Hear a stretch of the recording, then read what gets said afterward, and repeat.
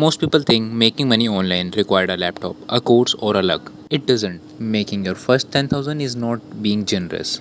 It's being about useful. In this video, I am cutting all the get rich quick noise. I am going to give you the 80-20 roadmap to your first 10k starting from zero today. Stop looking for passive income. You don't have a capital yet. You need active income. Your goal is to identify the skill that business pay for. If you can save the business time or making them money, they will pay you. It's that simple. Forget dropshipping or crypto for a second. What can you do? Focus on these three high income skills. Pick up one and master it for 30 days. First, copywriting. Writing words that sell. Every business needs this. Second, short form video editing. Every YouTuber and brand needs someone who edit their reel. This is high demanding skill in current scenario. Third, basic outreach. Learn how to message a business owner to sell your own service. Taking action. Don't learn this for 6 months.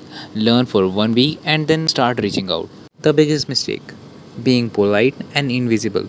When you approach a client, don't say, "Can you give me work? I will do it for free."